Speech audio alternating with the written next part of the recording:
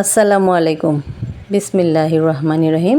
আজকে আবারও চলে এলাম মোমেনাস কিচেন অ্যান্ড ব্লগে, আর আপনাদের সাথে একটি নতুন রেসিপি শেয়ার করতে।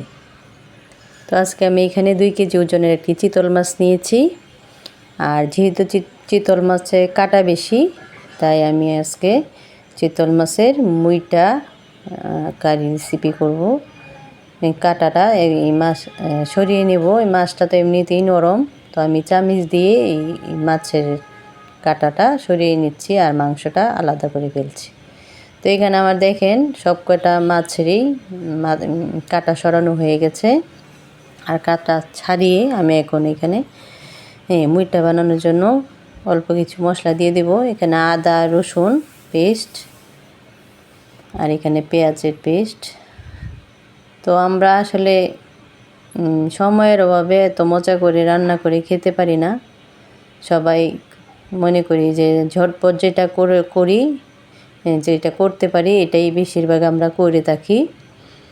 আসলে ঝটপট কাজ করাচ্ছে মাঝে মাঝে একটু কঠিন কিছু করতে হয়, আর এতটাও কঠিন লাগে না, কিন্তু রেসিপিটা অনেক মজার হয়ে যায় একটু কষ্ট করলেই।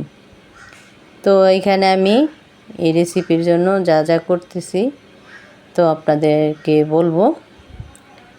তো আমার কাছে মনে হচ্ছে আমি এই মাছটা যখন এনেছিলাম বাজার থেকে, তখন এই মাছের কিছু পিস দিয়ে আমি টমেটোর ঝোল রান্না করছিলাম। তো মাছগুলো দেখা গেল এভাবেই রয়ে গেল, কেউ খেতে চাইলো না। সবাই ঝোল আর টমেটোটা খেয়েছে, বলছে যে অনেক মজার হয়েছে, বাট মাছগুলো কেউ খায় নাই। তো আমি আজকে চিন্তা করলাম যে আমি যদি আবারও পিস পিস করে মাছ রান্না করি, তখন কেউই খাবে না কাটার বয়ে। তো আমি আজকে এখানে কাটা ছাড়িয়ে একটা রেসিপি করব এই সিদ্ধান্ত নিলাম। তো যখন আমি কাজ করতেছিলাম রান্নার জন্য, তখন আমার মেয়ে বলতেছে যে মাছ এইভাবে কি করতেছো? আমি কই দেখবা, আগে রেসিপিটা করে নিই, পরে দেখে নিও যে কীভাবে রান্না করি। তখন তো বলতেছে কি করো মাছের এইভাবে কি করো মাছেরে? তো আমি ভাবলাম যে দেখো আগে রান্না করি, তারপর খেয়ে দেখো। আর এটা সবাই করে, আমি নতুন যে তা না।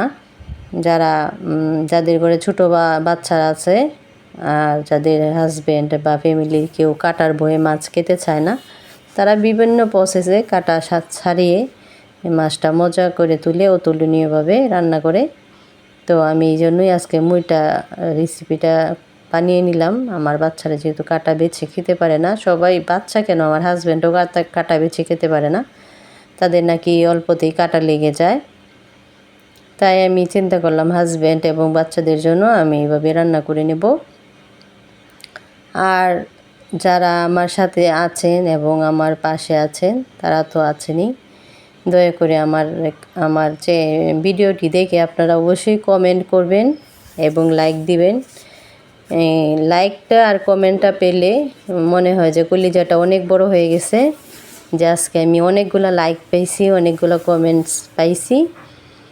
কিন্তু কষ্টের বিষয়, দুঃখের বিষয়, কেন যে আমার লাইক কমেন্টস হয় না। সবাই ভিডিও দেখেন ঠিকই, কিন্তু কেউ লাইকও করেন না, কমেন্টসও করেন না। জানি না কেন করেন না, এটা অবশ্যই আপনাদের ব্যক্তিগত ব্যাপার। আমি কাউকে জোর করব না, আর জোর করে কখনো ভালোবাসা পাওয়া যায় না।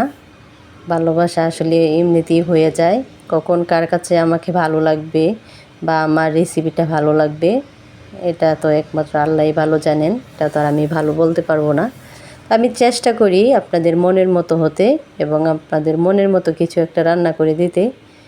আমি প্রতিদিনই যা করতেছি আপনাদের সাথে শেয়ার করতেছি, কিন্তু ভিউ কম হচ্ছে, লাইক কমেন্ট তো একেবারেই কম হচ্ছে।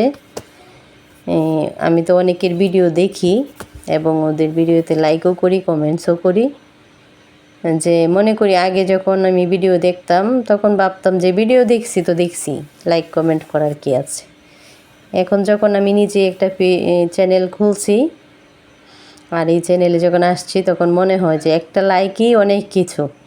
যখন আপনার একটা ভিডিও শেয়ার করবেন, তখন যদি দেখেন যে 8-10টা লাইক পড়ছে, 8-10টা কমেন্ট পড়ছে, তখন আপনার ভিতরে যে একটা শান্তি, একটা আনন্দ, সেটা যারা আসলে চ্যানেল চালায় তাদেরই এটা অভিজ্ঞতা আছে।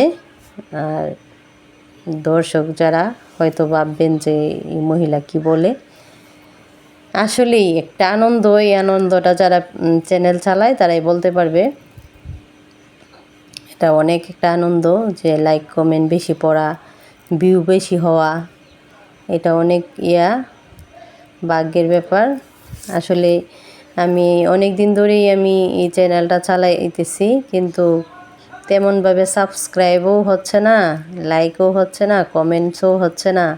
তো আমি আশা করি আজকের এই ভিডিওতে আমি 40 থেকে 50টা লাইক, কমেন্টস এবং সাবস্ক্রাইব বেশি হবে আমার। আমি এই আশা নিয়ে আজকে এই ভিডিওটা আপনাদের সাথে শেয়ার করলাম। বাকিটা আপনাদের ইচ্ছা এবং আল্লাহর রহমত। কারণ আপনাদের ইচ্ছা আর আল্লাহর রহমত ছাড়া কিছুই হবে না। আপনারা যারা দর্শক, যারা দেখেন, তাদের মনের একটা তৃপ্তি আছে। ওই তৃপ্তি সহকারে যখন মনে হবে যে না একটা লাইক দিয়ে দিই, তখন অবশ্যই দিয়ে দিবেন। আর আল্লাহরও একটা রহমত আছে, আল্লাহরও একটা এখানে আছে যে আপনার মনে দয়া সৃষ্টি করে দিবে। আর সাবস্ক্রাইব তো মনে করেন যারা করছেন আর যারা আমার ভিডিওটি নতুন দেখতেছেন, অবশ্যই আমার চ্যানেলটা সাবস্ক্রাইব করে যাবেন এবং বেল আইকনটা ক্লিক করে দিবেন। আর আমার ভিডিওটা ভালো লাগলে অবশ্যই লাইক দিবেন, কমেন্ট করবেন। সবাই ভালো থাকবেন, সুস্থ থাকবেন এবং আমার আগামী ভিডিও দেখার জন্য অনুরোধ রইল। আল্লাহ হাফেজ।